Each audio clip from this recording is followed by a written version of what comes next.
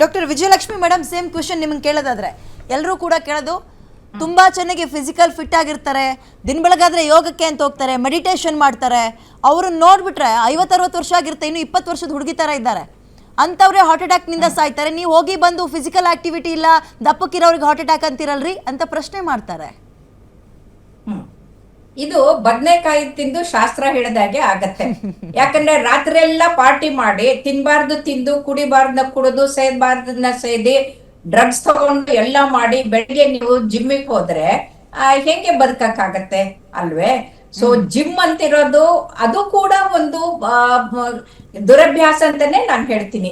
ಯಾಕಂದ್ರೆ ಆ ಹನುಮಂತನ ನೆನ್ಸ್ಕೊಂಡು ಗರಡಿ ಮನೆಗೆ ಹೋಗಿ ಹಾಲು ಬಾದಾಮು ಮತ್ತೆ ಆ ಪಿಸ್ತಾ ತಿನ್ಕೊಂಡು ಮೈ ಬೆಳೆಸ್ಕೊಂಡವ್ರು ಯಾರು ಸತ್ತಿದ್ದನ್ನ ನಾವು ಕೇಳಲ್ಲ. ಆದ್ರೆ ಜಿಮ್ಮಿಗೆ ಹೋಗಿ ಸತ್ತವ್ರನ್ನ ನಾವು ಕೇಳಿದೀವಿ. ಯಾಕಂದ್ರೆ ಜಿಮ್ ನಲ್ಲಿ ಎನರ್ಜಿ ಡ್ರಿಂಕ್ ಕೊಡ್ತಾರೆ. ಅದರಲ್ಲಿ ಆಲ್ಮೋಸ್ಟ್ ಒಂದು ಎನರ್ಜಿ ಡ್ರಿಂಕ್ ನಲ್ಲಿ 70 ಮಿಲಿಗ್ರಾಮ್ಸ್ ಆಫ್ ಕೆಫೇನ್ ಇರುತ್ತೆ. ಆ ಕೆಫೇನು ಬ್ರೈನ್ ಅನ್ನ ಅಲರ್ಟ್ ಮಾಡೋದ್ರ ಜೊತೆಗೆ ಮುಂದೆ ಅವ್ರಿಗೆ ಕ್ಯಾನ್ಸರ್, ಹಾರ್ಟ್ ಅಟ್ಯಾಕ್ ಬರೋಕ್ಕೆ ಕಾರಣ ಅಂತ. ಎರಡನೇದು ಫಾರ್ಮುಲಾಗಳನ್ನ ತಗೋತಾರೆ, ಹೀರೋಗಳ ತರ 6 ಪ್ಯಾಕ್ ಬರಬೇಕು ಅಂತ.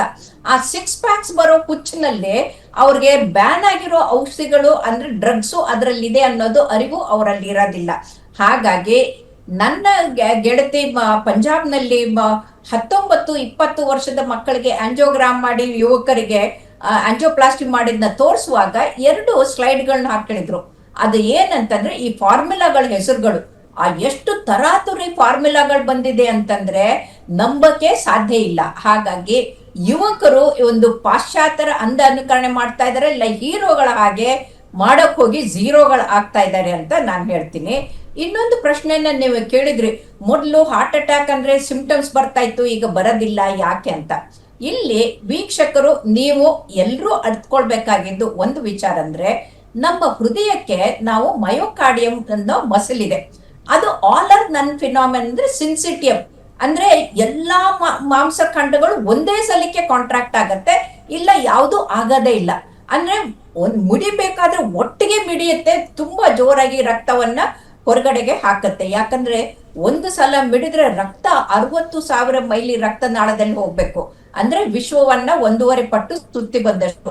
ಅಷ್ಟು ಅಗಾಧವಾದ ಕೆಲಸ ಮಾಡುವಂತ ಹೃದಯ ಅದು ನಿಂತು ಹೋಗ್ಬಿಟ್ರೆ ಮಿಡಿಯೋದು, ಅದಕ್ಕೆ ನಾವು ಕಾರ್ಡಿಯಾಕ್ ಅರೆಸ್ಟ್ ಅಥವಾ ಹೃದಯ ಸ್ತಂಭನ ಅಂತ ಅಂತೀವಿ.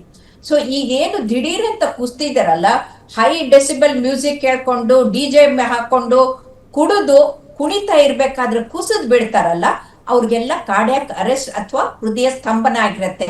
ಅಲ್ಲಿ ಯಾವ ಸಿಂಪ್ಟಮು ಇರೋದಿಲ್ಲ. ಇದನ್ನ ನೀವು ಅರ್ಥ ಮಾಡ್ಕೊಳ್ಬೇಕು, ಪ್ರತಿಯೊಬ್ರು ಅರ್ಥ ಮಾಡ್ಕೊಳ್ಬೇಕು.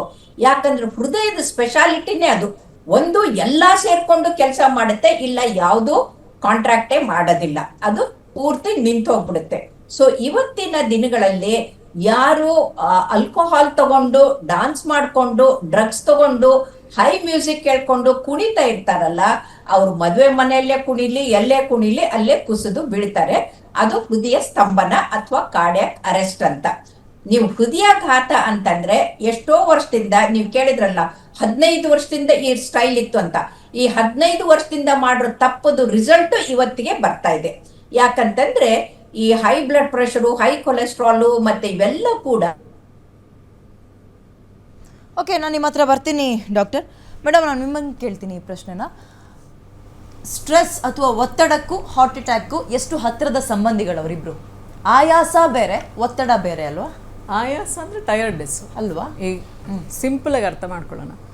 ಗದ್ದೆಯಲ್ಲಿ ಕೆಲಸ ಮಾಡಿಕೊಂಡು ಮನೆಗೆ ಬಂದಾಗ ಆಯಾಸ ಆಗುತ್ತೆ, ಮಲಗ್ತಾರೆ. Sleep repairs half the pain ಅಂತ. ಎಷ್ಟೋ ಸಮಸ್ಯೆಗಳು, ನೋವುಗಳು ನಿದ್ದೆಯಲ್ಲೇ ಸರಿ ಹೋಗುತ್ತೆ. ಚೆನ್ನಾಗಿ ನಿದ್ದೆ ಆ ಕಾಲದಲ್ಲಿ ಹೇಳೋರು ಚೆನ್ನಾಗಿ ನಿದ್ದೆ ಮಾಡೆಲ್ಲ ಸರಿ ಹೋಗುತ್ತೆ ಅಂತ ಹೇಳಿ. ಈಗಿನ ಕಾಲದಲ್ಲಿ ನಿಜವಾಗ್ಲೂ 8 hours ಕಂಪ್ಲೀಟಾಗಿ ನಿದ್ದೆ ಮಾಡೋರೇ ಕಡಿಮೆ. 98% people don't have sleep issues. 98% ಅಂದರೆ ಎಲ್ಲೋ ಅಲ್ಲೋ ಇಬ್ಬರು ಸರಿಯಾಗಿ ಆರಾಮಾಗಿ ಮಲ್ಕೋತಾ ಇದ್ದಾರೆ ಅಂತ. ಇದು ರೆಕಾರ್ಡ್ ಆಗಿರೋದು. ಅಂದರೆ ಸ್ಟ್ರೆಸ್ಗೂ ಟಯರ್ಡ್ನೆಸ್ಸಲ್ಲಿ ಅನಿಸೋದು ಸ್ಟ್ರೆಸ್ಸಲ್ಲಿ ಅನಿಸುತ್ತೆ. ತುಂಬ ಸುಸ್ತು. ಆದರೆ ಇಲ್ಲಿ ಕಾರಣವಿಲ್ಲದೆ ಸುಸ್ತುಗಳು. ಅಲ್ಲಿ ಟಯರ್ಡ್ನೆಸ್ಸಲ್ಲಿ ಕೆಲಸ ಮಾಡಿರ್ತೀವಿ. ಈಗ ಮನೆ ಕೆಲಸ ಎಲ್ಲ ಮಾಡಿದಾಗ ಸುಸ್ತು ಅನಿಸುತ್ತೆ. ಇಲ್ಲಿ ಏನು ಮಾಡೇ ಇರಲ್ಲ ಸ್ಟ್ರೆಸ್ಸಲ್ಲಿ, ಸುಮ್ಮನೆ ಕೂತಿರ್ತಾರೆ. ಕೂತು ಜಾಗದಲ್ಲೇ ಸುಸ್ತಾಗುತ್ತೆ. ತಿಂದಿರ್ತಾರೆ, ಏನು ಅವ್ರು ಹೊಟ್ಟೆ ಖಾಲಿ ಇಟ್ಕೊಂಡೇನು ಸುಸ್ತಾಗಿರಲ್ಲ. ತಿಂದಿರ್ತಾರೆ, ಸುಮ್ಮನೆ ಕೂತಿರ್ತಾರೆ, ಆವಾಗಲೇ ತುಂಬ ಸುಸ್ತಾಗಿರುತ್ತೆ. ಅದೇ ಮೇಜರ್. ಅಂದ್ರೆ ದೈಹಿಕವಾಗಿ ಸುಸ್ತಾಗೋದಕ್ಕೂ ಮಾನಸಿಕವಾಗಿ ಸುಸ್ತಾಗೋದಕ್ಕೂ ದೈಹಿಕವಾಗಿ ಸುಸ್ತಾದಾಗ ನಮಗೆ ದೇಹ ಅದಕ್ಕೆ ಹೇಳುತ್ತೆ.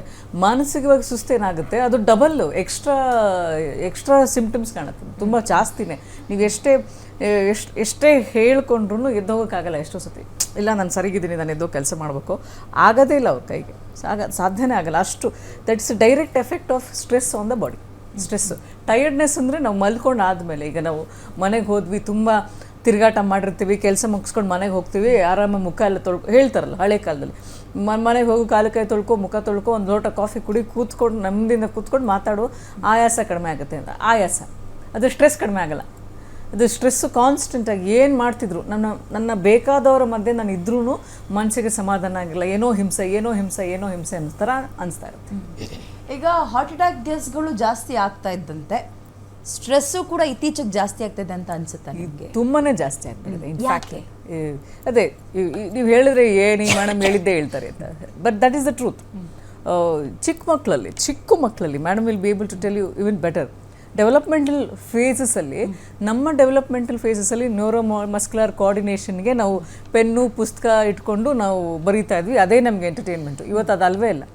ಫೋನೇ ಎಂಟರ್ಟೈನ್ಮೆಂಟು, ಫೋನೇ ಲರ್ನಿಂಗು, ಫೋನೇ ತಂದೆ ತಾಯಿ ಎಲ್ಲ. ಮೇಡಮ್ ಈಗ ಒಂದು ರೆಸ್ಯೂಮಲ್ಲಿ ಹವ್ಯಾಸ ಅಂತಂದರೆ ಓದೋದು ಅಂತ ಹಾಕೋರು, ಡಾನ್ಸಿಂಗ್ ಅಂತ ಹಾಕೋರು, ಇಲ್ಲ ಹಾಡು ಹೇಳೋದು ಅಂತ ಹಾಕೋರು. ಈಗ ಅದು ಯಾವ ಹವ್ಯಾಸ ಅನ್ನೋ ಪದವೇ ಇಲ್ಲ. ಈಗ ಹವ್ಯಾಸ ಅಂದರೆ ಮೊಬೈಲ್ ಹವ್ಯಾಸ ಅಲ್ಲ, ಮೇನ್ ಕೆಲಸ ಅದು ಬಿಟ್ಟು ಬೇರೆ ಏನಾದ್ರು ಓದಿದ್ರೆ ಮೋಸ್ಟ್ಲಿ ಹವ್ಯಾಸ ಲಿಸ್ಟಿಗೆ ಸೇರ್ಬೋದು. ಹಿಂಗೆ ಯಾವಾಗಲೂ ಕಾನ್ಸ್ಟೆಂಟ್ ಆಗಿ ಬೆರಳುಗಳು ಫೋನಲ್ಲೇ ಇರ್ತವೆ, ಇಷ್ಟೇ.